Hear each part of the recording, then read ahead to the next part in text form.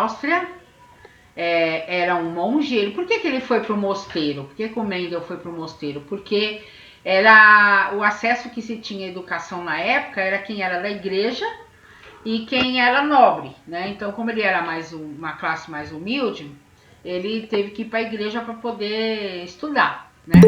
E o Mendel, ele trabalhou com ervilhas, né? A gente viu na aula passada, porque ele cuidava de um jardim lá no mosteiro de uma espécie de ervilha, que é a Pisum sativum, é o nome científico dessa ervilha, né? E ele, cultivando essas ervilhas, ele começou a observar várias diferenças entre elas, né? Então, vamos aqui. Por que o Mendel escolheu as ervilhas, né? Porque a reprodução das ervilhas é muito fácil, dá para fazer o que a gente chama de autofecundação, tá? E ele consegue controlar esses cruzamentos.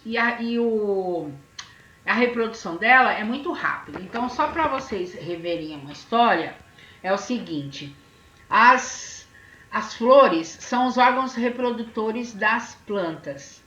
Nessas flores existe a parte feminina, aqui ó, dá para ver que é a parte verdinha, e essa parte aqui mais clarinha é a parte masculina, tá? Quem chegou agora, por favor, coloque no chat o seu nome e o seu número, aliás, a sua série. Então, pessoal, na mesma flor da ervilha existe o aparelho feminino e o masculino. Aqui no masculino, nós temos a produção do grão de pólen aqui em cima. Esse pólen ele tem que chegar aqui, ó, na entrada do aparelho feminino. Só que na natureza, esse pólen vai para uma outra flor, ó, porque tá vendo? A parte feminina tá mais alta, justamente para impedir essa questão da autofecundação. Mas o Mendel, ele queria que a planta se autofecundasse, que a geração dela, inicial, fosse dela mesma. Então, o pólen dela ia fecundar o óvulo dela, certo? Isso chama autofecundação, né? Por que ele queria isso? Porque ele queria criar, né, plantas. Ele escolheu 2 plantas lá no jardim para servir para começar o estudo dele. Então, ele tinha que ter certeza que uma daquelas plantas só ia gerar sementes amarelas e a outra só ia gerar sementes verdes, né? Então ele fez alguns experimentos controlados. O que é um experimento controlado? Ele pegou o pólen da planta, tá vendo? Aqui, ó, esses pontinhos são pólen, e ele fez com que o pólen da mesma flor chegasse no sistema reprodutor da mesma flor. Então, com isso, ele controlou a reprodução daquela planta, tá? Então, os descendentes dela, né, iam ter as mesmas características. Aqui, ele fez uma tabela para analisar os cruzamentos que ele observou, né? E com os cruzamentos que ele foi fazendo, ele determinou que alguns caráteres, algumas características que apareceram nos descendentes de ervilha eram dominantes em relação a outros. O que é dominante? Para ele, no caso, na época, foi que aparecia em maior quantidade, né? Então, o que ele viu? Ele viu que a cor púrpura da ervilha era mais predominante que a cor branca. Então, ele chamou o fator que determina a cor púrpura de fator dominante e o fator que determina a cor branca de recessivo. Lembra que a gente falou na aula passada sobre fatores dominantes e recessivos? Outra coisa, ele observou que flores poderiam estar na ponta dos galhos, né, em algumas plantas, e outras nas ramificações, tá? Então ele chamou as plantas que tinham no ápice, né, a flor que nascia no ápice, era um fator recessivo, tinha menos quantidades, né? E naquelas que nasciam nas laterais, apareciam em maior quantidade, então ele chamou de dominante. A altura também da planta, a planta alta era mais frequente que a planta baixa, né? A cor do fruto, o fruto no caso da ervilha é a vagem. Então tinha duas cores, verde ou amarelo. Ele chamou a cor verde de dominante no caso do fruto, tá? E a cor recessiva no caso da vagem, né? Que é o fruto. A forma da vagem também é uma coisa que chamou a atenção. Tinha a vagem que era lisa e tinha a vagem que ele chamou de rugosa, né? Enrugadinha, ondulada. Então, a forma lisa era mais dominante que a ondulada. A cor da semente, que é o que mais a gente trabalha, a cor amarela é dominante, a cor verde é recessiva. Isso foram atribuições que o Mendel foi fazendo conforme ele foi colhendo o resultado dos cruzamentos que ele fez. A forma lisa da semente é dominante, a forma rugosa é recessiva, tá? Aí, o que acontece? Aqui ele fez alguns experimentos, ele fez Primeiro, ele pegou uma planta que só tinha semente amarela com semente verde, tá? E observou o cruzamento. Depois ele fez a mesma coisa com as vagens, com a forma, com a cor, com onde nasciam as flores, a cor das flores. Então ele foi fazendo vários cruzamentos para chegar nas conclusões finais que ele fez, né? Que ele observou. No cruzamento entre semente amarela e semente verde, que a gente chama de geração P ou geração parental, nasce uma primeira geração que a gente chama de F1 ou filhos 1, tá? Todas que nascem aqui são sementes amarelas. Aquele cruzamento inicial que o Mendel fez lá, a autofecundação, foi para garantir que essa planta que dava semente amarela, ela era uma planta pura, que ela só tinha o fator para a cor amarela. A mesma coisa ele fez com a semente verde. Ele escolheu uma planta que dava sementes verdes e fez várias vezes a autofecundação até que e comprovou que só aparecia a cor verde. Então ele perguntou, e se eu cruzar uma planta que dá semente amarela com uma planta que dá semente verde? Foi o que ele fez. E aí nasceram primeiros filhos desse cruzamento, né? Em genética a gente chama os pais de geração P e os filhos de geração F1, F2, F3, aí vai dependendo da quantidade, né? Em F1, pessoal, apareceu 100% de semente amarela.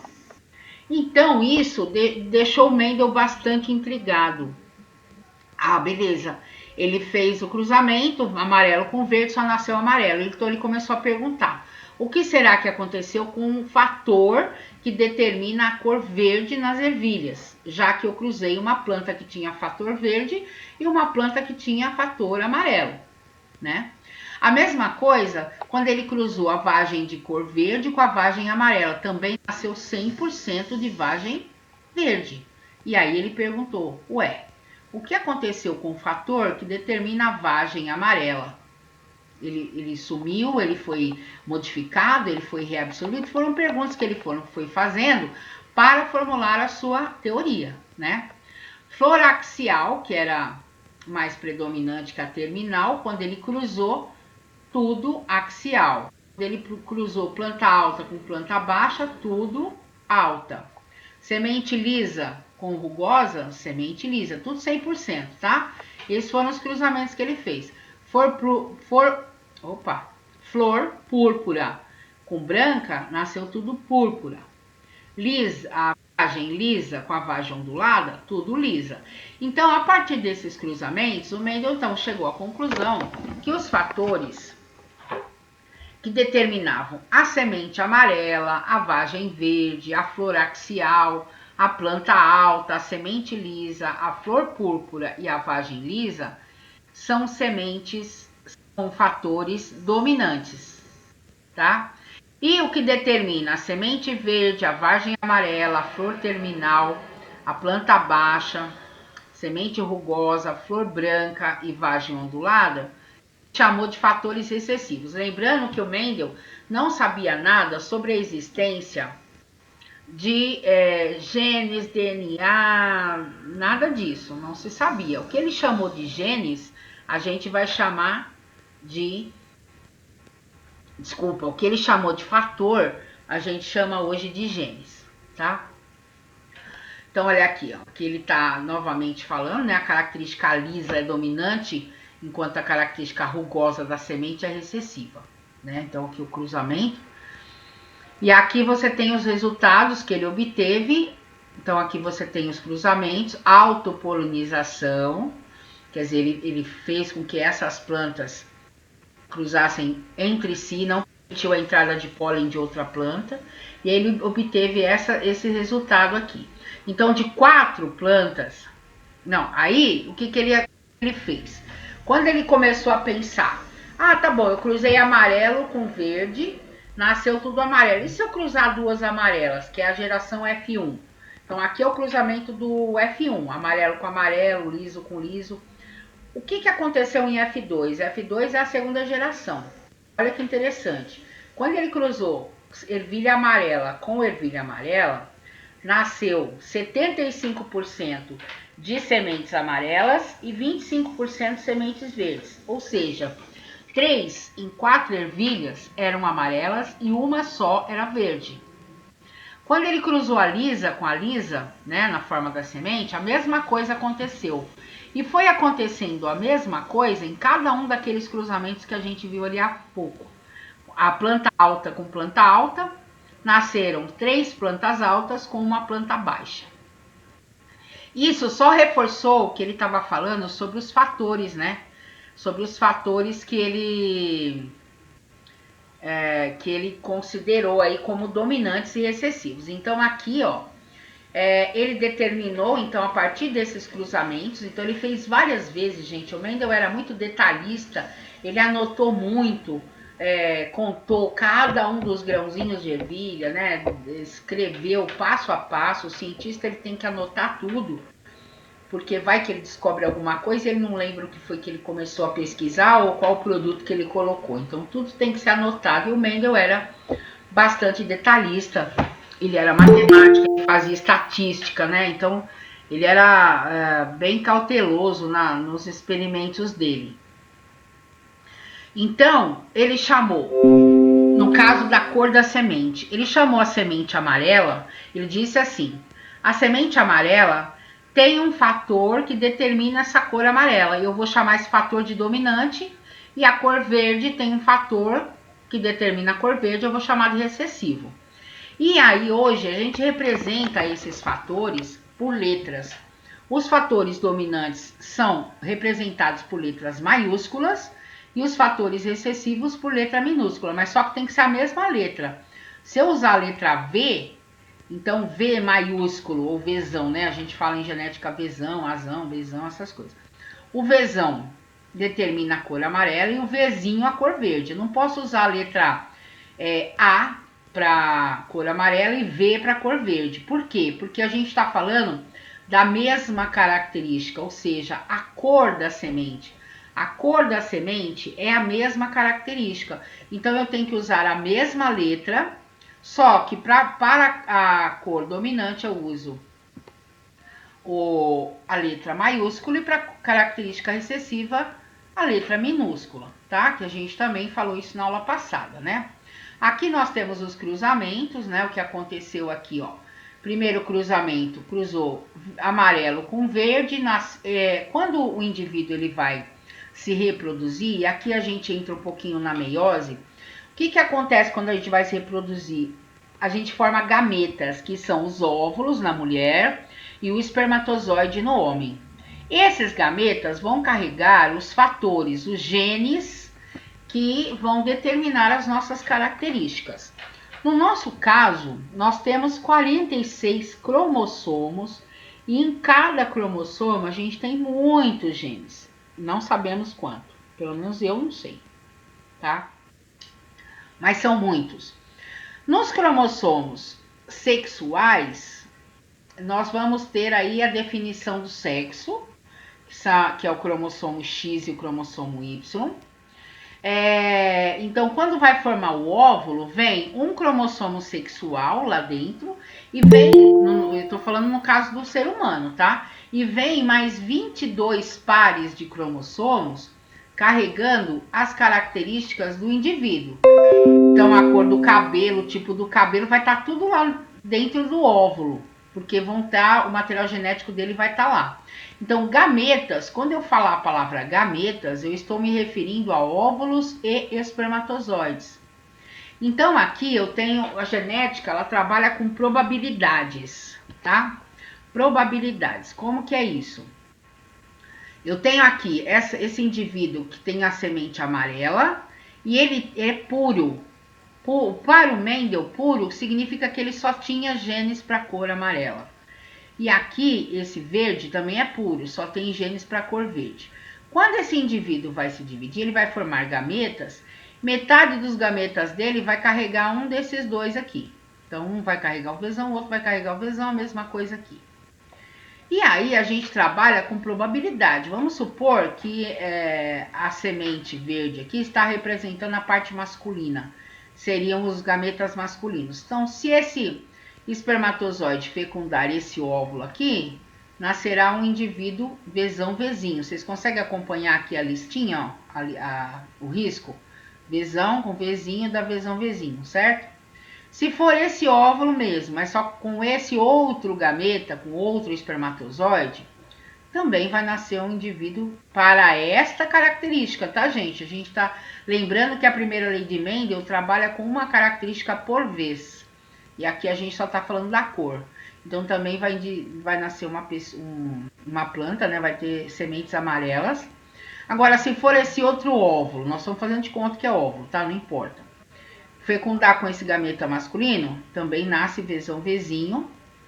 Agora, e se for esse aqui com esse também.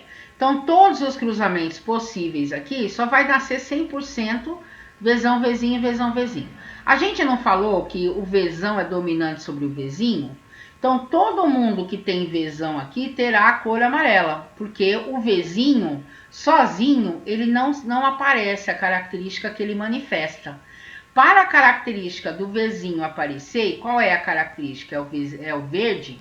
Ele tem que estar em duplicidade. E isso só vai acontecer aqui, ó. Quando o Mendel pegou esses filhos, primeira geração, e fez o cruzamento entre eles, Vzão Vzinho com Vzão Vzinho. Aqui já vão se formar gametas diferentes, tá vendo? Ó, vou ter aqui um óvulo que carrega o Vzão e um outro que carrega o Vzinho. Um espermatozoide com Vzão, um espermatozoide com Vzinho. E aí a gente trabalha com as probabilidades. Então, se esse óvulo juntar com esse espermatozoide, nasce um indivíduo amarelo, mas só que tem um Vzão. Se for esse óvulo com esse Vzinho aqui do espermatozoide, nasce Vzão. Se for esse outro óvulo que vai ser fecundado com esse espermatozoide, vai ser outro Vzinho.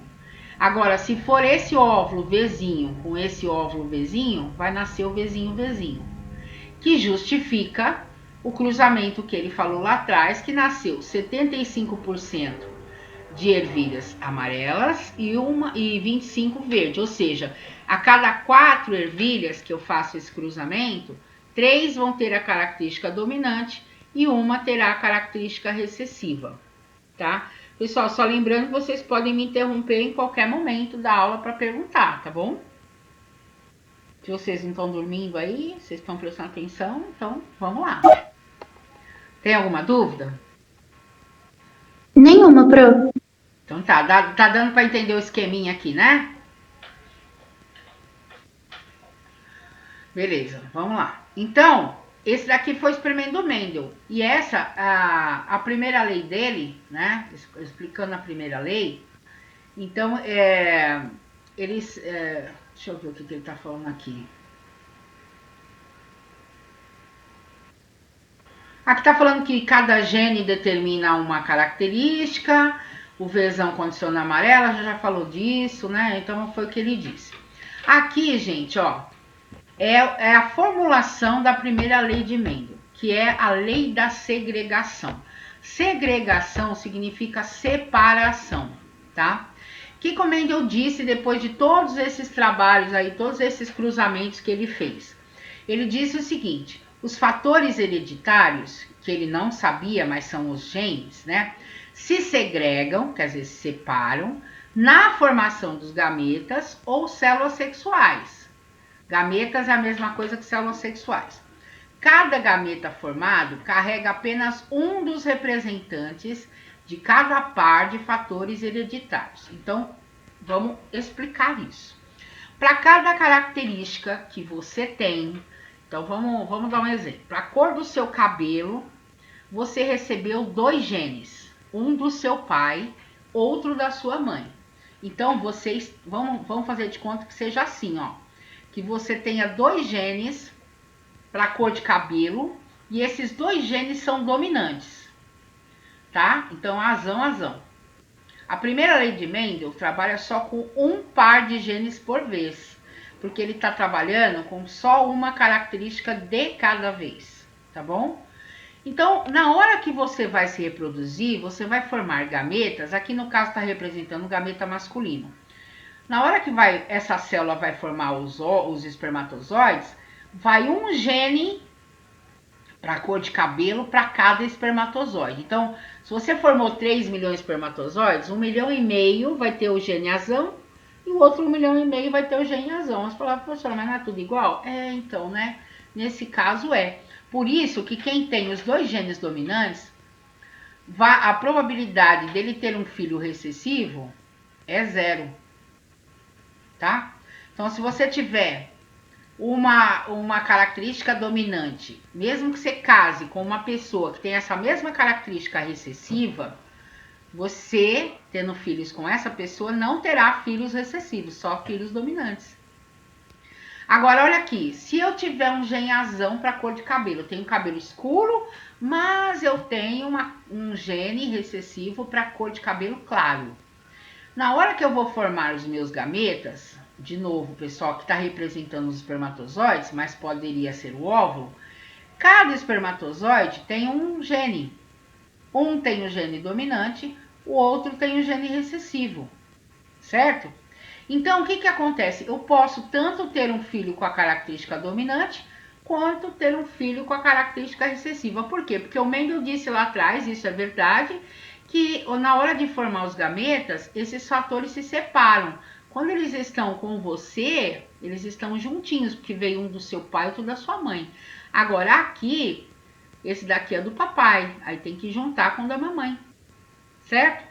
Se você tiver os 2 genes recessivos, os seus gametas também vão se separar, né? Vai ter um de cada, só que vão ser iguais, porque os 2 são iguais, aqui são recessivos, tá? Vocês estão entendendo?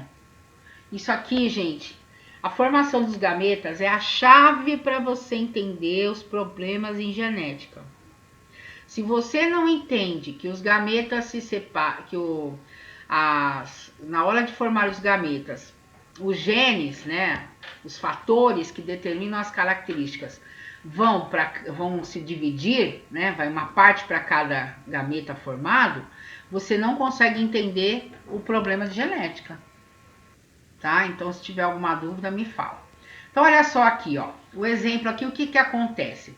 O exemplo aqui eu tenho a pessoa, né, uma célula que tem uma determinada característica azão-azinho, que a gente chama essa pessoa de heterozigota. Por quê? Porque ela tem um gene dominante e um gene recessivo. Então, ela vai formar zigotos diferentes. Hétero é diferente, né? Por que é par de alelos? Vocês se lembram o que é o alelo? O alelo é o gene que determina a mesma característica no indivíduo. Então, se esse daqui determina a cor de olho, esse daqui também determina a cor de olho. Então, um é alelo do outro.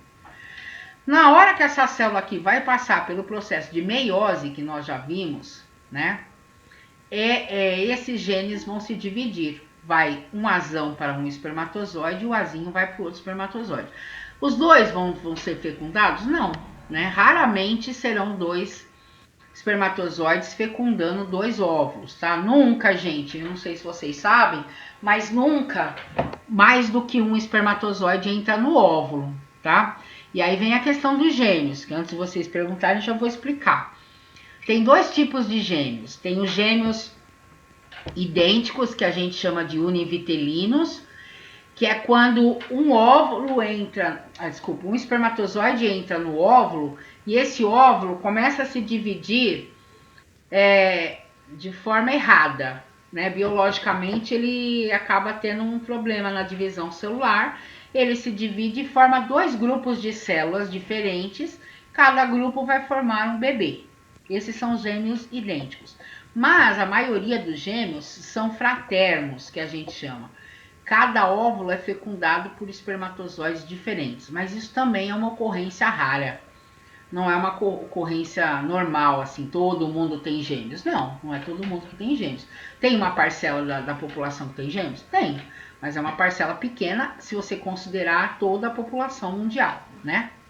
Existem lugares que têm maior tendência? Sim, existem. Isso depende da colonização, né? Do tipo de descendência que o indivíduo tem. Então, tem uma tendência maior. Mas é um evento que não é normal, assim, não é uma coisa que acontece para todo mundo, tá? Aqui, ó, aqui tá explicando direitinho, ó. Vocês lembram do que era a cromossomo homólogo? O cromossomo homólogo é aquele que tem a mesma forma, o mesmo tamanho e as mesmas informações. Então, aqui eu tenho um cromossomo da mãe, que ela recebeu um cromossomo da mãe e outro do pai dela, certo? Aí, ela vai passar por um período de intérfase, vai duplicar esses cromossomos. Lembra lá na meiose o que acontecia? Duplica, primeiro passa pelo processo de intérfase, né? Aí ela vai dividir, vai um desses 2 cromossomos, vai um para cada célula inicial. Aí esse cromossomo aqui passa pela meiose 1, depois vai para a meiose 2 e forma aqui, ó. Cada célula que formou aqui vai ter só um cromossomo com um gene cada um, tá? Que é o que a gente chama de separação das cromátides irmãs. As cromátides irmãs são cada uma dessas partezinhas aqui do X, né? Cada perninha do X é uma cromátide, tá? Então isso aqui é uma cromátide, essa aqui é outra cromátide. Aqui, quando elas estão ligadas, a gente chama de cromátide irmã, certo? Então aqui é para mostrar que na meiose, né, antes da célula entrar em divisão, ela duplica o material genético dela, aí ela entra em divisão, separa os cromossomos homólogos. O que é cromossomo homólogo? São aqueles cromossomos iguais, tem a mesma forma, mesmo tamanho e mesmos tipos de genes, que determinam as mesmas características. Duplica, separa na primeira divisão, separa os cromossomos homólogos na primeira divisão, separa as cromátides irmãs na segunda divisão. Quem não assistiu nenhuma aula do que eu falei até hoje, de nada disso, tá gravado lá no meu canal do YouTube as aulas anteriores, tá? Então, se você não conseguiu entender, mesmo a aula de hoje eu vou colocar lá, você pode rever isso. Ou você pode ler no livro, ou você pode também entrar no site do Planeta Bio e também lá no centro de mídia também está se falando sobre genética. Na verdade, eles estão um pouquinho adiantados, porque eles são muito acelerados, né? Eles estão falando de cromossomos sexuais, a gente não está falando disso ainda, a gente está no início do estudo da genética. Mas se você tiver dúvida, por favor, acesse o canal, né? Professora Solange Pastorelli no YouTube, as aulas estão lá, tá bom? Gravadinhas. Tudo bem até aí? Tudo sim, Pro. Tá bom. Ninguém tem dúvida, beleza? Bom, vamos ver aqui. Aqui tem algumas pessoas que foram trabalhando, né? Os trabalhos de Mendel, pessoal, até a metade do século XIX, passaram despercebidos pelos contemporâneos, né?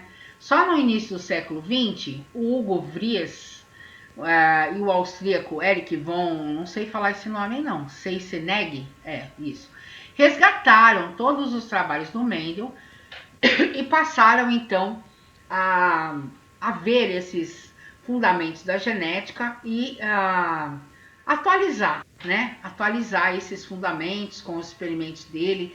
Foi tudo muito bem documentado, então eles conseguiram resgatar isso daí, tá?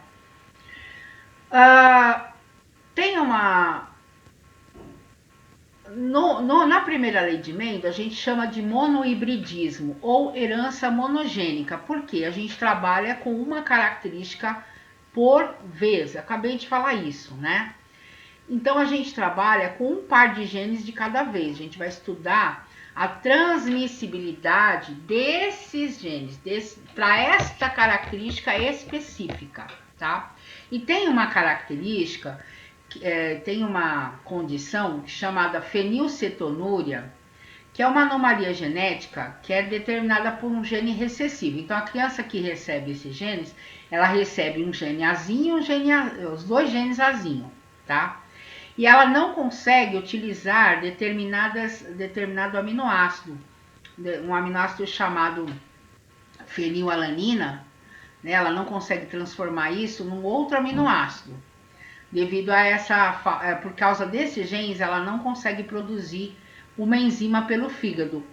E aí ela não consegue metabolizar a fenilalanina, que é esse aminoácido, ele começa a se acumular no organismo da criança, especialmente no cérebro, e causa complicações neurológicas, né? Então, quando o teste do pezinho é feito, eles vão observar, eles vão fazer um teste para ver se a criança tem essa anomalia genética. Se ela tiver fenilcetonúria, ela não pode comer carne, ovos, nenhum tipo de proteína, tá? É uma dieta extremamente rica, controlada, uma dieta controlada, que vai fazer com que ela não tenha essas complicações neurológicas. Então, o teste do pezinho, esse é uma das aplicações, né? Para descobrir se a criança tem ela produz ou não essa enzima aqui, né? Porque se ela não produzir, ela tiver esse aminoácido fenilcetonúria no organismo, ela ela acumula isso no cérebro e causa demência, né? Entre outras coisas, tá? Pode até matar, mas mais raramente. Então, olha só, vamos pegar um exercício aqui para você entender como é que a gente faz. Isso daqui, pessoal, é um quadro chamado quadro de Punnett. Por quê? Chegou uma determinada época, alguém falou assim, vamos organizar essa bagunça, porque tá muito complicado ficar fazendo essas... Quer ver? Aqui, ó. Deixa eu pegar aqui para vocês verem. Isso aqui, gente, ó. Você pode fazer isso? Pode fazer isso. Mas pelo quadro de Punnett, você organiza esse cruzamento, tá? Então, a gente vai organizar isso daqui. Onde que eu tô? Não. Aqui. Então, eu faço uns riscos, né? A gente chama isso aqui de quadro de Punnett. É um jogo da velha. Aí, esse primeiro quadrado aqui, eu vou dividi-lo em duas partes, porque a parte de cima aqui, ó, a primeira linha, eu vou colocar os gametas masculinos, mas eu posso colocar o feminino, a ordem não vai importar, tá? E aqui na primeira coluna, eu vou colocar os gametas femininos. Então, aqui do homem e aqui da mulher, tá? Então, vamos ver o exercício? Embora não fenilcetonúricos, quer dizer, eles não têm aquele problema com aquele aminoácido, Alberto e Denise são heterozigotos. Então, pessoal, como que é um heterozigoto? Como é que eu represento um heterozigoto? Por favor, alguém me fale no microfone, porque eu tô com a tela aqui, não consigo visualizar o chat. Azão, Pro? Isso, muito bem. Então, esse casal, o Alberto e a Denise, eles não têm o problema de fenilcetonúria, mas eles são heterozigotos, quer dizer que eles têm um gene azão e têm um gene azinho. O casal está muito feliz, pois ambos acabaram de saber, por meio de um exame clínico, que a Denise está grávida. Qual é a probabilidade do casal gerar uma criança fenilcetonúrica, quer dizer, com aquele problema genético que a gente viu lá? Sabendo-se que essa anomalia é condicionada por um alelo autossômico recessivo. O que é alelo mesmo? Alelo é um gene que determina uma característica, ele é parzinho com o outro. Autossômico significa que ele está num cromossomo que determina as características corporais, tá? A produção das enzimas do nosso organismo, a nossa altura, a forma da nossa unha, da nossa orelha, a cor do cabelo, tá tudo no cromossomo autossômico. E ele é recessivo, então o alelo recessivo é porque quem tem esse problema genético, ele é recessivo, azinho, azinho. E que o caráter em questão é condicionado por um par de alelos. Então, para ter esse problema, a criança tem que ser azinho, azinho. Então, como é que a gente faz? Na hora que a pessoa, eles são heterozigotos. Então, olha só aqui o que aconteceu. A Denise, ela tem um óvulo azão e um óvulo azinho. Ó, a Denise tem um azão e um azinho. Na hora que a Denise vai formar os óvulos dela, ela vai ter um óvulo azão e um óvulo azinho. O Alberto também tem um azão e tem um azinho, para essa característica, tá, gente? Nós estamos falando da primeira lei. Então, na hora que ele vai formar o espermatozoide, um espermatozoide tem um azão, o outro tem um azinho. Aí eu pego esses gametas e coloco aqui no quadro de Punnett. Olha o que acontece. Aqui eu coloco os gametas da Denise e aqui os do Alberto. E aí a gente trabalha com a probabilidade. A probabilidade desse espermatozoide fecundar esse óvulo, aí nasceria um indivíduo azão, certo? Se esse espermatozoide aqui de cima ainda, o azão, fecundar esse óvulo que tem o azinho, vai nascer um indivíduo azão. Se esse espermatozoide aqui, que tem o azinho, fecundar o óvulo azão, vai nascer outra pessoa azão. Agora, se esse espermatozoide fecundar o óvulo que tem o azinho. Então, isso aqui é probabilidade. Genética trabalha com probabilidade. Aquela história que eu falei na aula passada. Tem a probabilidade de você ganhar na Mega Sena? Tem. Você ganha? Não. Alguém ganha? Ganha. Né? Então, assim, a probabilidade existe. Não quer dizer que ela vai acontecer. Este quadro, pessoal, ele representa 100% das probabilidades do que pode acontecer, tá? E essas letrinhas, azão, azinho e azinho, é o que a gente chama de genótipo. Então, isso daqui é a representação dos genótipos de uma pessoa, dos filhos, no caso desse casal, para essa característica chamada fenilcetonúria, tá? E o que é o fenótipo? É como que ele vai nascer, se ele vai nascer com ou sem o problema. Se ele tem só genes dominantes, ele vai ser normal, ele não vai ter o problema, né? Se ele for heterozigoto igual os pais, ele também não vai ter o problema genético. Agora, se ele receber os dois genes azinho, aí ele vai ter os dois genes recessivos e ele vai ter esse problema de fenilcetonúria que pode provocar um problema se não for detectado bem no início. Deu para entender, gente? Outro exemplo de herança monogênica é o nosso lóbulo da orelha, ó. O lóbulo é essa pontinha aqui onde a gente coloca brinco, tá? Então aqui, ó, esse daqui é um lóbulo solto e esse daqui é um lóbulo aderente. Quem tem o lóbulo solto da orelha é dominante, então pode ser ter as duas letras maiúsculas, ou ele pode ser homozigoto quando ele tem os dois genes iguais, ou heterozigoto quando ele tem um gene dominante e um recessivo. Quem tem o lóbulo da orelha aderente é recessivo, tá? Vamos ver se tem mais exemplos. Tem uma substância chamada PTC, que é uma substância muito amarga, tá? Não é todo mundo que tem essa capacidade de sentir essa substância amarga. Então, quem é sensível, quer dizer, quem sente essa substância, ele é dominante, ele tem os dois genes dominantes, ou ele é homozigoto dominante, ou ele é heterozigoto. E quem não sente em determinadas substâncias é recessivo, tá? São exemplos aqui. Aqui nós temos, isso aqui já vou deixar para falar na próxima aula, mas isso daqui é o que a gente chama de heredograma, tá? O heredograma, pessoal, ele representa uma família, para ficar mais fácil para você analisar os casos. Então, os círculos são as mulheres e os quadrados são os homens. Os quadrados e círculos que são pintados significa que aquele indivíduo ele tem uma característica diferente dos outros. Então, aqui o branquinho tem uma determinada característica, o 3 e o 5 aqui, que são os quadrados negros, tem uma característica diferente, tá? Então, ele está analisando aqui, no caso, uma família que tem a sensibilidade ao PTC. Então, eu vou deixar para explicar isso na próxima aula, porque isso demora um certo tempo, né? E pelo minhas contas, acabou, né? 10h30 que acaba a nossa aula. É isso mesmo? Isso, Pro. Tá, então me lembrem na próxima aula da gente começar desse exercício, tá? Já falando do enedograma, como é que você analisa, tudo certinho, beleza? Ficou alguma dúvida?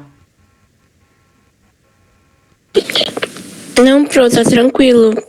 Tá bom. Então, assim, ó, de novo, quem ficou com dúvida,